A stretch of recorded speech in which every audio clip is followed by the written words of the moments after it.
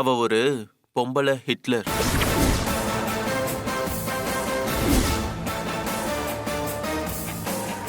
கார்த்திலாம் அவ பக்கத்துல போகவே முடியாது. வணக்கம் மேடம். ஒன்றும் ஆகாது. நான் டியூட்டி முடிச்சு நேரா ஹாஸ்பிட்டல் வந்துடுறேன். நீ தைரியமா இரு. சொன்னா கேளுமா, நான் சீக்கிரம் வந்துடுறேன்.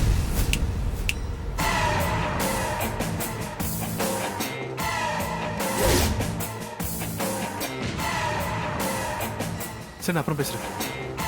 வணக்கம் மேடம். ஆமா, நான் வந்தது கூட தெரியாம யார்கிட்ட நீ ஃபோன் பேசிட்டு இருக்க? இல்லை மேடம், என் ஒய்ஃபுக்கு டெலிவரி டைம், ஹாஸ்பிட்டலில் சேர்த்துருக்கேன். அவகிட்ட தான் ஃபோனில் பேசிட்டு இருந்தேன் மேடம். அதனால தான் உங்களுக்கு கவனிக்கல. Sorry madam. என்ன இத கம்பெனி நினைச்சீங்களா இல்ல உங்க வீடுன்னு நினைச்சீங்களா? இங்க வந்து வேலை பார்க்குற 8 மணி நேரத்துக்கு தான் கம்பெனி உங்களுக்கு பே பண்ணுது. புரிஞ்சுதா? கம்பெனிக்கு வந்துட்டா எந்த பர்சனல் ஒர்க்கையும் பார்க்க கூடாது. ஏன் பர்சனல் ஒர்க்கை பத்தி சிந்திக்கவும் கூடாது.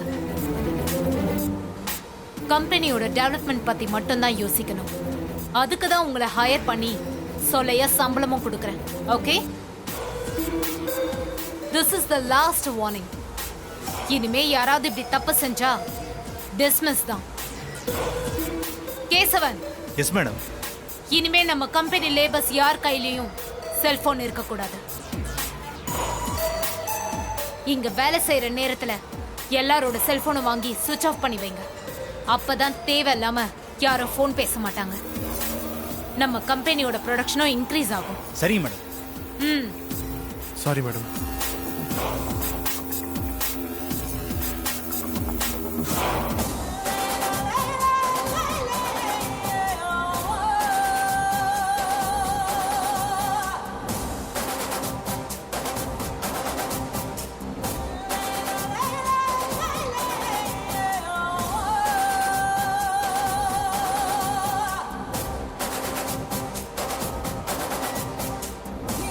என்ன கேசவன் நடக்குதுங்க? என்ன மேடம்? வழக்கமா நடக்கிற ப்ரொடக்ஷனை விட நேத்து ப்ரொடக்ஷன் ஏன் குறைஞ்சிருக்கு? நேத்து கொஞ்சம் லேபர் பற்றாக்குறை மேடம். அதான் ப்ரொடக்ஷன் கம்மியாயிருச்சு மேடம். இப்படி சில்லியான ஒரு காரணத்தை சொல்றீங்க. லேபர் பற்றாக்குறைனா அதுக்கு புதுசா வேலைக்கு ஆளுங்களை சேருங்க. இல்ல இருக்கிறவங்களுக்கு ஓவர் டைம் கொடுத்து ப்ரொடக்ஷன் குறையாம பாத்துக்க வேண்டியது தானே? இன்னைக்கு கொஞ்சம் லேபர்ஸ்க்கு ஓவர் டைம் கொடுத்து நேத்து ப்ரொடக்ஷன் லாஸை காம்பன்சேட் பண்ணுங்க. இல்லனா உங்க சீட்டு கிழிஞ்சிரும். ஜாக்கிரதை. சரிங்க மேடம், நீங்க சொன்ன மாதிரியே பண்ணிடுறேன் madam.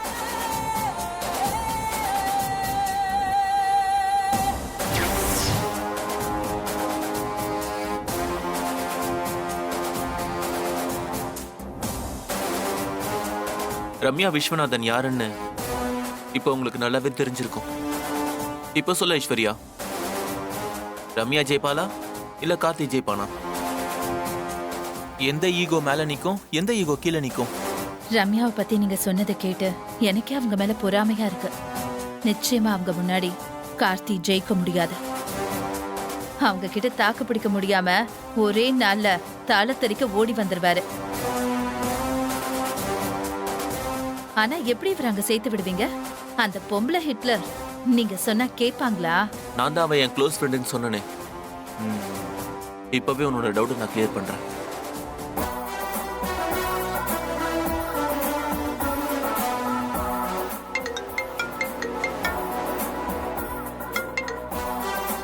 Hey Anand, how are you man? நீ கால் பண்ணி ரொம்ப நாள் ஆச்சு.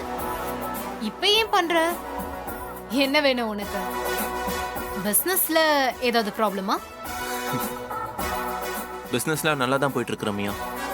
Then what's your problem? உன்கிட்ட ஒரு சின்ன ஹெல்ப் வேணும். ஹெல்ப்பா? உனக்கா? என்கிட்டயா? என்ன வேணும்? எனக்கு தெரிஞ்ச ஃப்ரெண்டு ஒருத்தன் இருக்கான். பேரு? அது அவன் பேரு கார்த்திக். அவனுக்கு என்ன வேணும்? வேலை வேணும். உன் கம்பெனில ஒரு லேபர் ஒர்க் கொடுத்தீனா ரொம்ப தேங்க்ஸ்ஃபுல்லா இருக்கும் எனக்கு. Are you joking? Abirami group of கம்பெனிஸ்ல இல்லாத லேபர் வேலையா என் கம்பெனில இருக்கு? இல்ல ரம்யா, அவன் என் ஃப்ரெண்டா இருந்தாலும் என்னோட தம்பி மாதிரி. என் கம்பெனில அவன் வேலை பார்த்தா அட்வான்டேஜஸ் எடுக்க வாய்ப்பு இருக்கு. அதனால அவனை தட்டி கேட்க முடியாது இல்லையா? ஓகே, நாளைக்கு காலையில 9 o'clock கார்த்தி என்னோட ஃபேக்டரிக்கு வர சொல்லு. Okay, bye. Ramya, just a second. Tell me. அவனுக்கு நான் ரெக்கமெண்ட் பண்றதுனால அவனுக்கு எந்த சலுகையும் காட்டாது. ஒரு லேபரா மட்டும் ட்ரீட் பண்ணா போதும். ஒழுங்கா வேலை பார்க்கலனா உடனே திருப்பி அனுப்பிடு. நீ சொல்லலைனாலும் அதான் நடக்கும். தேங்க்யூ ரம்யா, பாய். பாய். கார்த்தியை நாளைக்கு ரம்யா கம்பெனிக்கு அனுப்பிடலாம். ஒரு 2 நாள் கூட அவனால அங்க தாக்கு பிடிக்க முடியாது. அவன் அங்கிருந்து வந்த உடனே அவன் சாப்டர் க்ளோஸ் ஆயிடும்.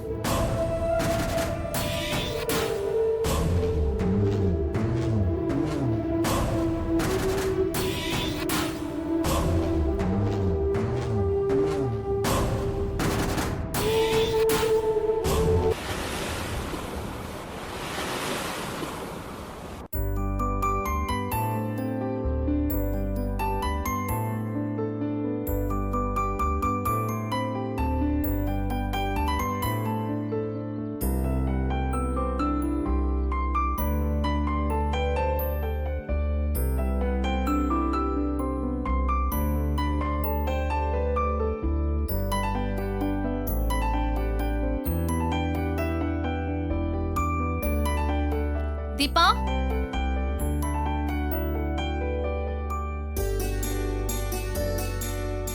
அக்கா.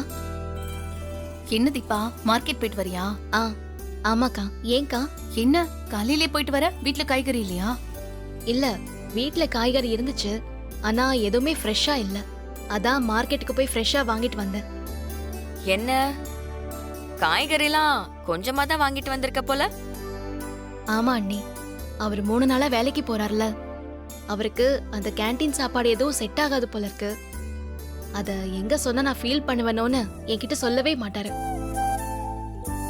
செட் ஆகாத சாப்பாடு சாப்பிட்டா அவருக்கு உடம்பு கெட்டு போயிடும்ல. அதான் என் கையாலேயே சமைச்சு நானே அவருக்கு எடுத்துட்டு போலான்னு காய்கறி வாங்கிட்டு வந்தேன். அம்மா, என்னென்ன காய்கறி வாங்கிட்டு வந்த? முருங்கைக்காய், முருங்கைக்கீரை, முருங்கைப்பூ எல்லாம் வாங்கிட்டு வந்திருக்கேன். சூப்பர் தீபா. இன்னொரு வாட்டி என்ன வாங்கிட்டு வந்திருக்கேன்னு சொல்லு. முருங்கைக்காய், முருங்கைக்கீரை, முருங்கைப்பூ வாங்கிட்டு வந்திருக்கேன். ஏன்க்கா சிரிக்கிறீங்க? நான் தப்பா ஏதாச்சும் வாங்கிட்டு வந்திருக்கேனா? காய், கீரை, பூவுன்னு எல்லாமே முருங்கை ஃபேமிலியா இருக்கே, அது ஏன்னு கேட்டேன். அதான் சீப் அண்ட் பெஸ்டா இருந்துச்சு. சீப் அண்ட் பெஸ்டா இல்ல ஸ்ட்ராங் அண்ட் குட்டா தெரிஞ்சுதானே வாங்கியிருப்ப. என்னக்கா உங்களுக்குள்ள ஏதோ சொல்லிக்கிற மாதிரி இருக்கு? இல்ல இல்ல, இன்னைக்குதான் நீ கரெக்டா காய்கறி வாங்கிட்டு வந்திருக்க அப்படின்னு மைண்ட் வாய்ஸ் ஓடுச்சு. என்னக்கா சொல்றீங்க? இல்ல, முருங்கைக்காய், முருங்கைக்கீரை, முருங்கைப்பூ எல்லாமே பவர்ஃபுல்லான காய்கறிங்க. உன் ஹஸ்பண்டும் ஃபேக்டரியில கடுமையா உழைக்கிறாரு, அதனால இந்த மாதிரி காய்கறிங்க தான் அடிக்கடி வாங்கி சமைக்கணும். ஓ அப்படியாக்கா? மார்க்கெட்ல ஒரு பாட்டி அங்க இதெல்லாம் வித்துட்டு இருந்துச்சு. அந்த பாட்டி தான் இதெல்லாம் உடம்புக்கு நல்லது, சத்தானதுன்னு சொல்லிச்சு. அதான் நான் நிறைய வாங்கிட்டு வந்தேன். நிறைய வாங்கிட்டு வந்திருக்கியா? வாங்க வேண்டியதுதான். அக்கா, நீங்க சிரிக்கிறத பார்த்தா எனக்கு ஏதோ டவுட்டா இருக்கு. நீங்க எதையோ மனசுல வச்சுக்கிட்டு தான் ஒரு மாதிரி சிரிக்கிறீங்க. என்னன்னு சொல்லுங்களேன். அக்கா, நான் வாங்கிட்டு வந்த முருங்கைக்காய், முருங்கைக்கீரையை வச்சுதான் என்னை ஏதோ கிண்டல் பண்றீங்கன்னு எனக்கு தோணுது. என்னன்னு கொஞ்சம் சொல்லுங்கக்கா. உனக்கு முருங்கை மேட்டரை பத்தி எதுவும் தெரியாதா? என்ன மேட்ரு? கத்திரிக்காய், வெண்டைக்காய், முள்ளங்கி மாதிரி இந்த முருங்கைக்காவும் ஒரு காய் தானே? சாரி தீபா, நீ இவ்ளோ தத்தியா இருப்பேன்னு நான் நினைக்கவே இல்ல. உனக்கு பாடுறத தவிர வேற எதுவும் தெரியாதா? அப்படி என்னதான் முருங்கைக்காயில இருக்குக்கா? சொல்லுங்க காயில்னா என் தலையை வெடிச்சிரும் போல இருக்கு. சரி சரி சொல்றேன். நீ சினிமா எல்லாம் பார்த்தது இல்லையா? பாப்பேன், என்னைக்காச்சும் அப்பா அம்மா கூட போய் பக்தி படம் எல்லாம் பாப்பேன். சுத்தம். அப்போ உனக்கு தெரிஞ்சிருக்க சான்ஸ் கம்மி தான். அக்கா, இப்ப சொல்ல போறீங்களா இல்லையா? தீபா, வயசான மட்டும் பத்தாது. அந்தந்த வயசுல தெரிஞ்சுக்க வேண்டியதெல்லாம் கரெக்டா தெரிஞ்சுக்கணும். பாட்டு மட்டும் தெரிஞ்சா பத்தாது. காதல்ல இருந்து காய்கறி வரைக்கும் பல விஷயங்களை நீ தெரிஞ்சுக்க வேண்டியது இருக்கு.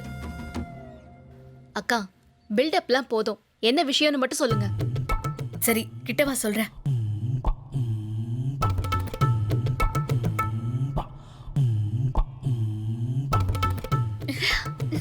போங்கக்கா, நீங்க ரொம்ப மோசமா இருக்கீங்க. என்ன நீ உண்மையை சொன்ன மோசங்கிற? நாங்க ஏன் சிரிச்சோன்னு இப்ப புரியுதா? அண்ணி, நான் ஏதோ தெரியாதனமா முருங்கைக்காயை வாங்கிட்டு வந்துட்டேன், அதுக்கு இப்படியா ஓட்டுவீங்க? தீபா, அத்தை தான் உன்னை ஏத்துக்கிட்டாங்கல்ல, இனிமே நீங்க 2 பேரும் சந்தோஷமா இருக்க வேண்டியதானே? நான் அப்படின்லாம் நினைச்சு வாங்கிட்டு வரலக்கா. பாட்டி சத்தான காய்கறின்னு சொன்னாங்க, அதனால மட்டும்தான் வாங்கிட்டு வந்தேன். தெரிஞ்சு வாங்கிட்டு வந்தியோ தெரியாம வாங்கிட்டு வந்தியோ, ஆனா அதுக்குள்ள இருக்கிற காரணம் இதுதான். ஃபேக்டரி வேலைக்கு போயிட்டு வர உன் புருஷனுக்கு நைட்ல இத சமைச்சு கொடு.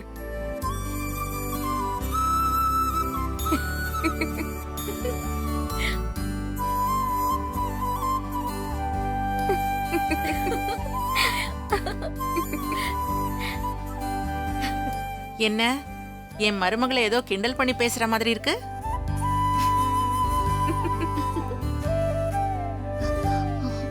சொல்லுங்க, என் மருமகளை பத்தி என்ன கிண்டல் பண்ணிட்டு இருக்கீங்க? ஆ, அது வந்து அத்தை. ஏய், என்ன இழுக்கிற? சொல்ல வந்ததை வெளிப்படையா சொல்லு. அது வந்து அத்தை மைத்திலே தான் கிண்டல் பண்ணிட்டு இருந்தா. இல்ல நீ கிண்டல் பண்ணிட்டு இருந்தியா? என்ன விஷயம்? இல்ல, அது வந்து தீபா மார்க்கெட்டுக்கு போய் முருங்கைக்காய், முருங்கைக்கீரை, முருங்கைப்பூன்னு வாங்கிட்டு வந்திருக்கா. சரி, அதுக்கு என்ன? அதெல்லாம் உடம்புக்கு சத்தானதுன்னு சொல்லிட்டு இருந்தாளா, அதான் பேசி சிரிச்சிட்டு இருந்தோம். ஆமா, முருங்காய் உடம்புக்கு சத்தானதுதான். என் வீட்டுக்காரர் கூட ரொம்ப பிடிக்கும். அடிக்கடி முருங்காய் சாம்பார் வச்சு கொடுன்னு சொல்லிக்கிட்டே இருப்பாரு. ஆ, ம். அப்படியா அத்தை? மாமாக்கும் முருங்காய்னா ரொம்ப பிடிக்குமா? என்னம்மா அப்படி கேட்டுட்ட? அவருக்கு முருங்காய்னா ரொம்ப உசுரு. சமைச்சு வச்ச எல்லாத்தையும் அவரே சாப்பிட்டுடுவாரு. ஓ, அப்படியா அத்தை? எங்களுக்கு கல்யாணம் ஆன புதுசுல முருங்காய் ரொம்ப விரும்பி சாப்பிடுவாரு. வாரத்துல 4-5 தடவையாவது முருங்காய் சமைப்ப. இல்லாட்டி நொய் நொய்னு என்ன சும்மா விட மாட்டாருல்ல.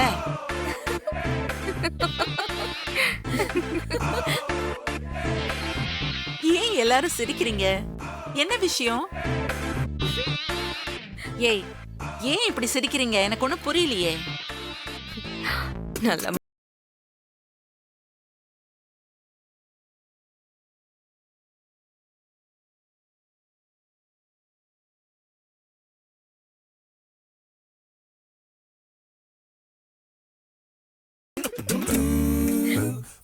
அத்தை, நான் போய் சமைக்கிற வேலையை பாக்குறேன். வணக்கம். ஆ, சரிங்க அத்தை, எங்களுக்கும் வேலை இருக்கு, நாங்க வரோம். சரி.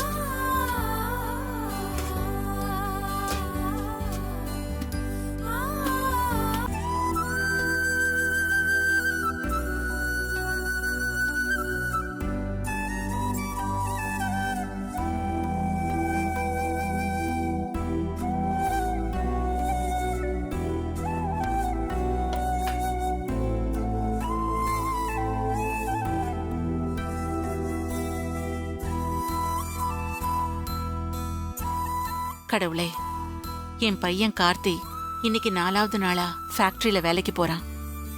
கஷ்டம் தெரியாம ராஜா மாதிரி வசதியா வாழ்ந்தவன் 1 மாசம் சாதாரண தொழிலாளியா வேலை செய்ய போறான். அதுக்கான உடல் பலத்தையும் மனோபலத்தையும் நீதான் அவனுக்கு கொடுக்கணும். அவன் இந்த போட்டியில ஜெயிச்சு குடும்ப பேரையும் சொத்தையும் காப்பாத்தணும். எல்லாத்துக்கும் நீதான் உறுதுணையா இருக்கணும்.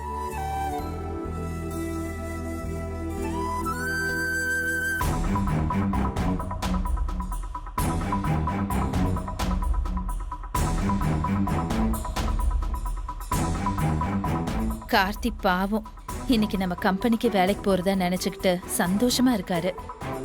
இன்னும் கொஞ்ச நேரத்துல ஆனந்த் ஒரு குண்டு தூக்கி போட போறாரு. அப்ப என்டையர் ஃபேமிலியே ஆடி போக போகுது. ஆமா, உண்மையிலேயே எல்லாருக்குமே ஷாக்கா தான் இருக்கும்.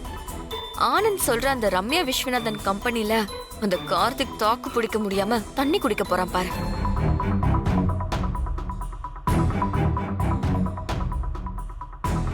அம்மா, நான் ஃபேக்டரிக்கு போயிட்டு வரேம்மா. சரிப்பா, பார்த்து போயிட்டு வா. சரிங்கம்மா. பா, நான் போயிட்டு வரேன்ப்பா. போயிட்டு வா. உனக்கு ஒன்றும் கஷ்டம் இல்லையப்பா. எதைப்பா கேட்குறீங்க? அது நீ வசதியா வாழ்ந்த பையன்.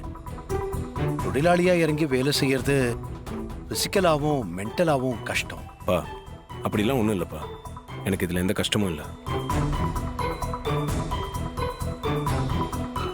நீங்கள் ஆரம்பத்தில் எந்த வசதியும் இல்லாமல் கஷ்டப்பட்டு தானே முன்னேறி இந்த நிலைமைக்கு வந்தீங்க. நீங்கள் அப்படி இருந்திருக்கும் போது உங்கள் பையனா, எனக்கு இதில் எந்த பிரச்சனையும் இல்லைப்பா.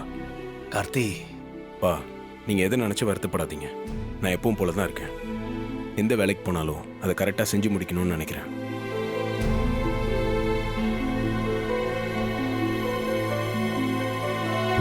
எவ்வளோ மெச்சூர்டா பேசுற நீ. எந்த வேலையும் பிடிச்சி செய்ய ஆரம்பிச்சிட்டா அதில் இருக்க கஷ்டம் தெரியாதுப்பா. வெரி குட், அருமையா சொன்ன. டைம் ஆச்சு, நீ கிளம்புப்பா. சரிங்கப்பா, நான் வரேம்மா. சரிப்பா. கார்த்திக், ஒரு நிமிஷம். என்ன?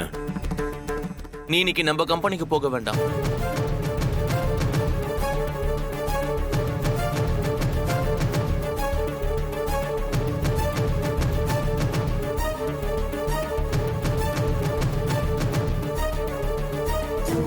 நம்ம கம்பெனிக்கு போக வேண்டாமா? அப்புறம் நான் உன்னை வேற ஒரு கம்பெனிக்கு அனுப்புறதா இருக்கேன். என்ன ஆனந்த், 30 நாளைக்கு 30 கம்பெனிக்கு அனுப்புறதா உத்தேசமா? கார்த்தி பொறுமையா இருக்கிறதுனால நீ என்ன வேணாலும் செய்வியா?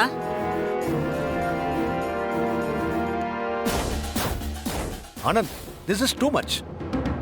கார்த்திக் ஒர்க் பண்ணணும்னு சொன்ன, ஒர்க் பண்றான். நம்ம கம்பெனிலேயே ஒர்க் பண்ணட்டும். அதுல உனக்கு என்ன பிரச்சனை? இல்லப்பா, கார்த்தியை நம்ம குரூப் ஆஃப் கம்பெனில எங்க அனுப்புனாலும் அவனை முதலாளியா தான் பாக்குறாங்க. யாரும் அவனை லேபரா பாக்குறது இல்ல.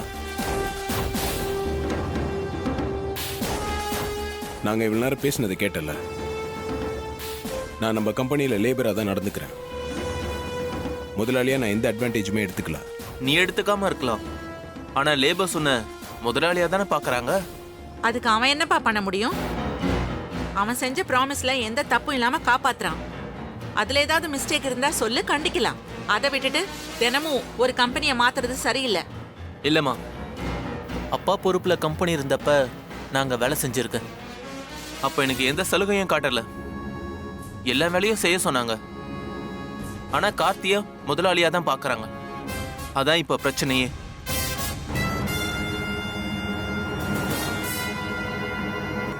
இங்கே பார், நான் தான் எந்த அட்வான்டேஜும் எடுத்துக்கலன்னு சொல்கிறேன்ல. எனக்கு யாராவது ஹெல்ப் பண்ண வந்தால் கூட அவங்ககிட்ட நான் வேண்டாம் தான் சொல்கிறேன். எனக்கு கொஞ்சம் பேர் அங்கே மரியாதை கொடுக்கறது என்னமோ உண்மைதான். அதையும் நான் கண்டிச்சுட்டு தான் இருக்கேன்.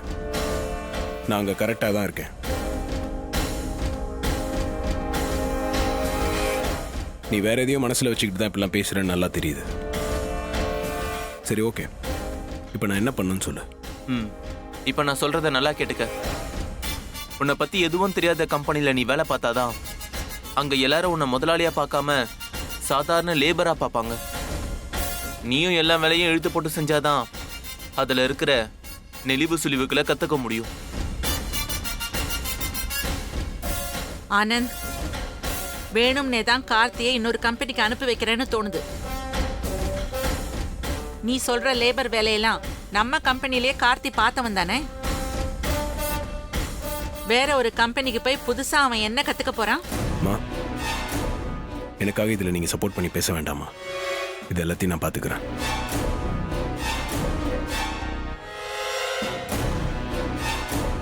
இப்போ நான் எந்த கம்பெனிக்கு போகணும் அதை மட்டும் சொல்லு. எனக்கு எல்லா கம்பெனியும் ஒன்று தான். எங்கே போனாலும் நான் லேபராக தான் வேலை செய்ய போகிறேன். எனக்கு அதில் எந்த பிரச்சனையும் இல்லை. ம், வெரி குட் கார்த்தி. இதை தான் நான் எதிர்பார்த்தேன். என் ஃப்ரெண்டு ஒருத்தி இருக்கா, அவள் பேர் ரம்யா விஸ்வநாதன். என் கூட படித்தவ, பெரிய இண்டஸ்ட்ரியலிஸ்ட். ரம்யா ஃபேக்ட்ரிஸ்னு ஒரு கம்பெனி வச்சு நடத்துகிறா. அங்கே நீ போய் ஒர்க்கராக 26 days நீ ஒர்க் பண்ணணும்.